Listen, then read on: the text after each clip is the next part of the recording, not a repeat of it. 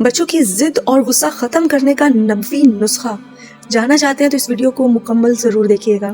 ناظرین، کبھی ایسا ہوا ہے کہ آپ کا بچہ ضد میں رونے لگے اور آپ اندر سے بالکل ٹوٹ جائیں، آپ کی بس ہو جائے، دل چاہے کہ ایک لمحے کے لیے خاموش ہو جاؤں؟ ویسے ایسا ہمارا دل نہیں چاہتا، کیونکہ ہمارا دل چاہتا ہے ہم کھینچ کے ایک تھپڑ لگائیں، لیکن بچہ ہے کہ سننے کو تیار ہی نہیں، آپ کی خاموش رہنے سے بھی اور آپ کے غصہ کرنے سے بھی۔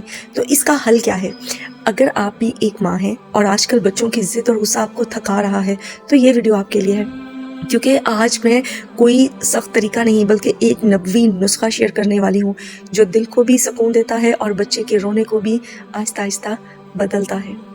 اللہم صلی علی محمد وعلی محمد۔ السلام علیکم ناظرین، میں کوئی ماہر نفسیات نہیں ہوں، بس ایک ماں ہوں، اور میں جانتی ہوں کہ وہ لمحہ جب بچہ بازار میں رونا شروع کر دے یا گھر آ کر غصے میں چیزیں پھینکنے لگے تو پھر ایک ماں کے دل پر کیا بیتتی ہے۔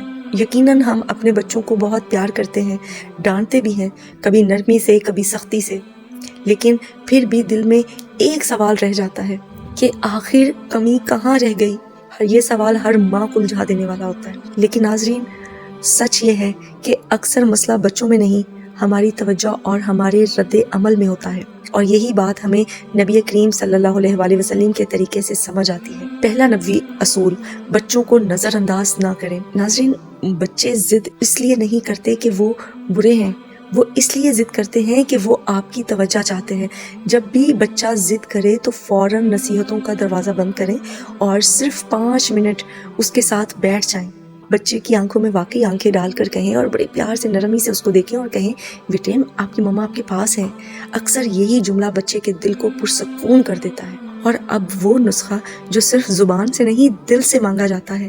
جب بچے کی ضد آپ کو غصے کے قریب لے جائے تو ایک لمحہ رک جائیے، بچے کے ماتھے پر پیار سے ہاتھ رکھیں اور یہ دعا پڑھیں، ربی شرح لی صدری ویسر لی امری، اے اللہ میرا دل کھول دے اور میرے لیے یہ معاملہ آسان فرما دے۔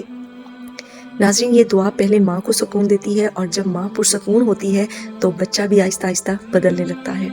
یاد رکھیے، اچھی ماں وہ نہیں ہے جو کبھی تھکتی ہی نہیں، بلکہ اچھی ماں وہ ہے جو تھک کر بھی اللہ کا دامن نہیں چھوڑتی۔ اگر آپ چاہیں تو کامنٹ میں ضرور بتائیے گا کہ آپ کے بچے کی سب سے بڑی ضد کیا ہے۔ انشاءاللہ میں اگلی ویڈیو اسی پر بناؤں گی، اور اگر آپ کو یہ ویڈیو اچھی لگی ہے تو اسے ضرور شیئر کریے گا، شاید آپ کا ایک شیئر کسی کے گھر کا سکون بن جائے۔ دعا میں یاد رکھیے گا۔ فی امان اللہ۔